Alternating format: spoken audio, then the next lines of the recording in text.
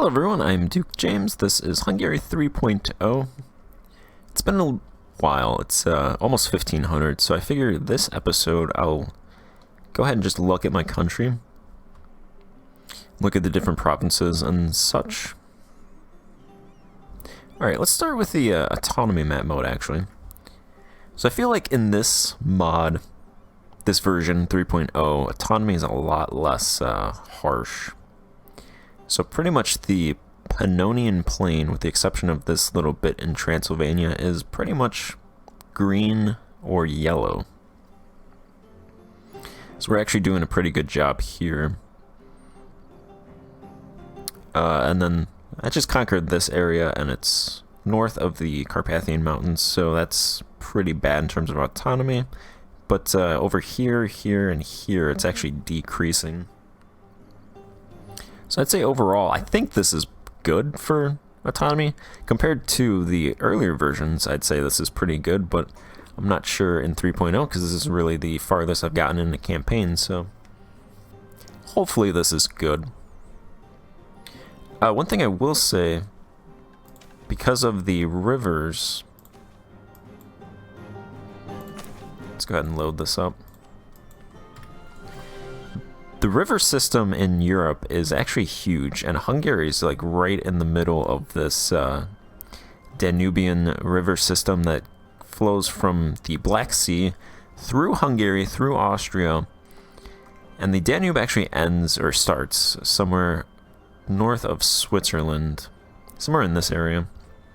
But then there's actually a river system that comes from the Netherlands and comes over and actually connects. So you could have a river system flowing from the Atlantic all the way to the Black Sea, and that is actually huge for communication efficiency. And then this actually, it flows, I think it connects to the Dnieper River, which comes up here, and then there's some other rivers that connects up here as well. So you could have a river, you could come down here, come all the way up here, go through the Danube, connect to the Dnieper, connect up here, all the way to over here, and then you could even come down this way. It's a huge river system right there. Potentially for me, since I'm going north, this isn't really matter for me. But this is actually pretty good, because then I can connect that and then go up there, and then there's this area in Poland as well. I'm not sure what this river is off the top of my head right now, but I could go up the Danube to Pressbrook and then build a road through these two provinces, and connect to that river system, and that river system will take me all the way to Danzig and the Baltic Sea up there. So that is pretty good then. Because the only other area I think is just this area, Finland. So that's pretty much a river covering up here, up here. I can really use that to my advantage, because it's actually, going back to the Autonomy Map Mode, Bukovina actually goes to this province. Instead of coming west to Pest, it's actually faster for people to travel the Danube River, which is down here, and come around, than for them to just walk these four or five provinces to Pest. So I think that shows how powerful rivers are in 3.0. And another thing about rivers, they kind of act like capitals in that if you have a harborage in your capital and you have a harborage in where you want to end, then they will act as kind of a capital in that the CE is directly from Pest. So originally I thought that you would need harborages in every province, but you don't, because this province, which I'm not going to try to pronounce, let's see, it should, yeah, it goes, the run originates from Pest, so they take the boat and they just travel all along the Danube all the way to this province.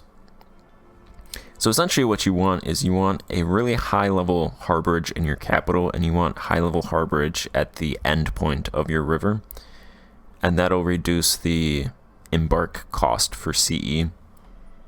So that'll improve your CE.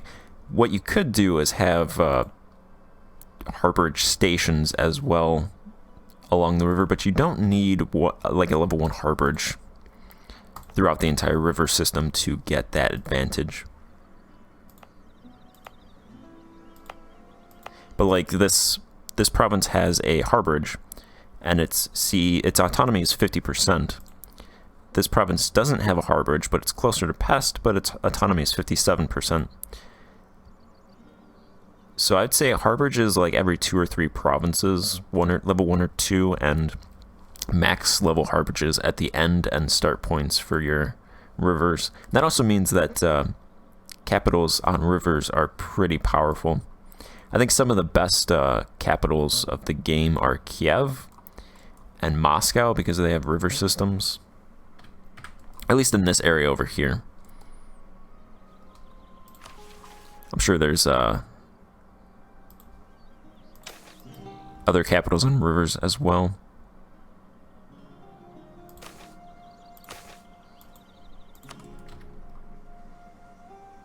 Like I think, yeah, Paris is on a river system as well that cuts right through their territory.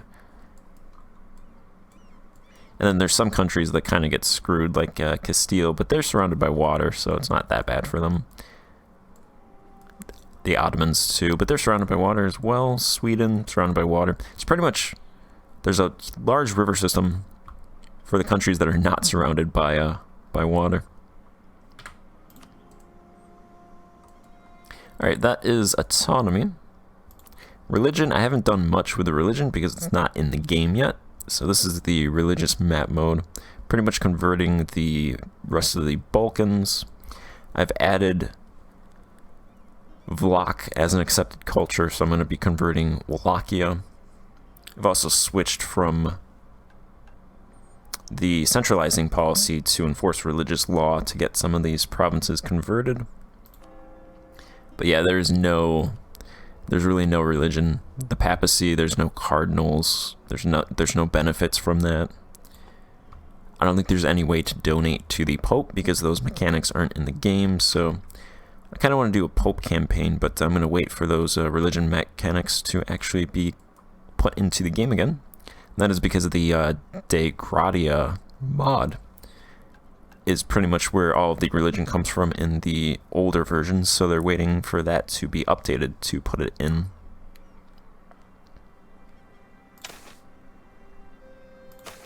And then, let's see, other map modes. I saved some slots here. Let's see what, this is rural. So this is my rural population. I feel like with this, so the richest provinces are going to be the provinces with cities, and the provinces that produce a lot of goods, I imagine, are going to be the rural provinces for the most part, in terms of rural goods, and the provinces that produce the most urban goods are going to be the ones with the most populous urban pops. But our capital has 328,000. I think I had 350,000 before the plague hit, which I think we lost about 30,000 people, so that's like 30 to 50 years worth of pop growth right there lost. But yeah, the plague originated in pests, so what are you gonna do? There's a lot of residents moving to Pest, though.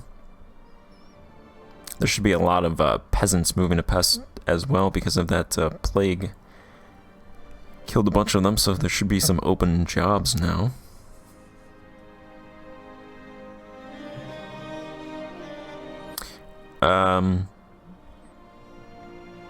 Yeah. Industry. Trade. I'm not sure what people want to look at specifically, because probably don't want to go through every province and look at like, hey, here's industry, here's trade. But these are the rural pops. So this is the distribution of rural pops.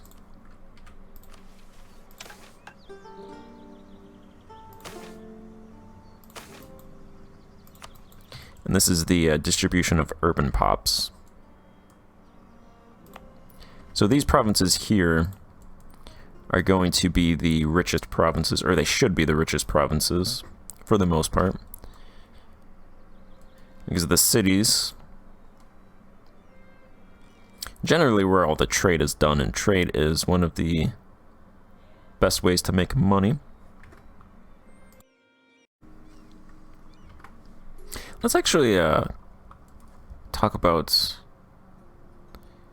trade. So Pest has 271,000 peasants and 42,000 residents. I'll try to look at just the major cities. So the commerce industry is 384 size. And this year they made 92% profit, 541 income, 281 spending. And that is a dominant center of trade right there. I think our next best province, or our best city, is actually Belgrade in terms of population. There's 46,000 residents here, not a whole lot of peasants. 3,000 burghers. Commerce industry is 248. That is also a dominant center of trade. They hardly made any profit this year, which, I mean, it varies so wildly. One year they'll make the 3%, and then the next year they'll make 150%.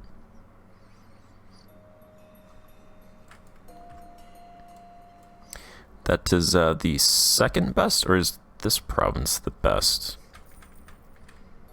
Now, only 37,000 residents, 226,000 peasants, 136 commerce industry.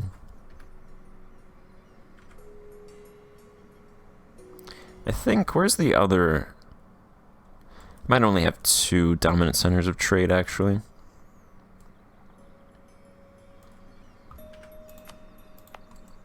This province is actually a pretty good province. 28,000 residents here. Not a great commerce industry.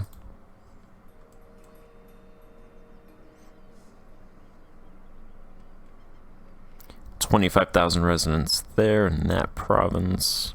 This province is pretty good. It did get occupied, so some people did die.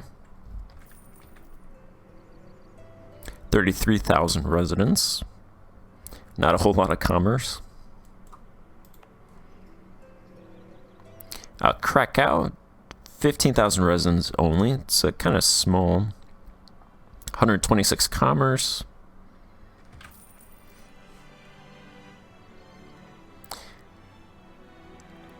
%, profitability, major center of trade. I think I need to put some more money into the salt mine here. It is profitable. The state has 34%, so yeah, I'm putting most of the investment in that is from me. I'm gonna go ahead and do that actually. Throw 10 ducats into that mine. Could probably do it in this one as well.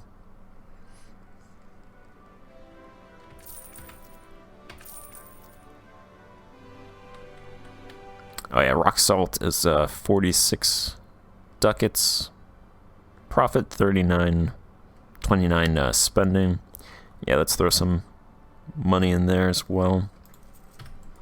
Those 2 provinces have salt mine modifiers. All these provinces from Poland are actually pretty good salt producers.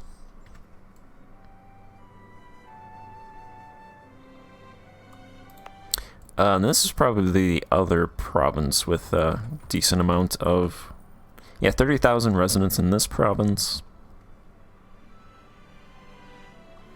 Not a whole lot of trade. And then I'm trying to build up these provinces on the Adriatic, but they're pretty small still. Kodor has 11,000 pops. Ragusa has 15, close to 16, and Istria has 9,000, so they're still pretty small. Trying to build on those. For some reason, the irrigation in Ragusa keeps getting built up. I am not doing that. I think that's the The nobles are, for some reason, it's just going up. Someone's putting money into that. It might be me. I'm not doing it consciously, though. So I'm not sure why that would be happening, but it's going to be irrigation rank 3 soon. And there's only 31 farmlands being worked, so should probably put some, I could put some money in there. Let's actually do that. If they're gonna have level 3 irrigation, might as well put some, might as well work the land, get that benefit.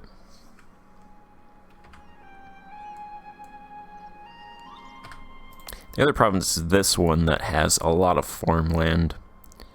2,528 size for farmland, only 175 is being worked. It also has salt mines as well, and a decent fishery size. 3,000 unit size total. So I'm gonna definitely start working that. I think I'm gonna include the Ukraine in my borders, which I think comes out to here. And it's something like this area. Possibly the Crimea as well. But that is the... That's some map modes. I'm not sure what map modes are good. There's other things like density. But that would just follow mostly the population sizes, migration. Not sure which one of these are actually interesting to look at. Luxury output, per capita wealth, pretty much just follows these cities. And then there's all the like potential mines and stuff. Trade would just follow cities. Then there's a whole bunch of different needs. And then there's like production, so knowledge production, luxury production, which would follow the cities. A lot of it just follows whatever the biggest city is would have the the wealthiest population, the most production.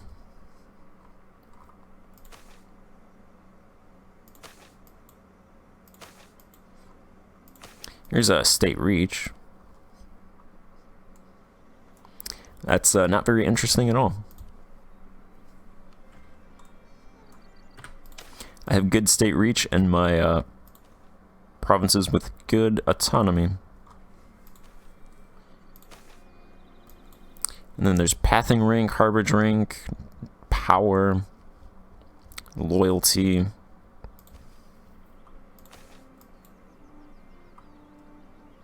Communication efficiency, which...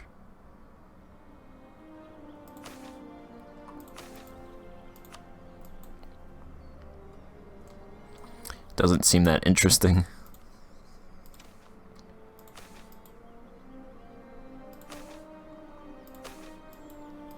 Average temperature, river sections which I've looked at, development Y coordinate, whatever that stuff is. What is the Y coordinate? I don't think that's anything at all. Yeah, so if people want to look at something specific, then I'll do that. But I think that's the interesting parts of that. So I'm going to end this part here. Probably attack Poland in the next part, actually, because Lithuania is not allied to them. So I could take a chunk of Poland out from them and add it to Hungary. So I'm going to end this part here and pick up the next part. Goodbye.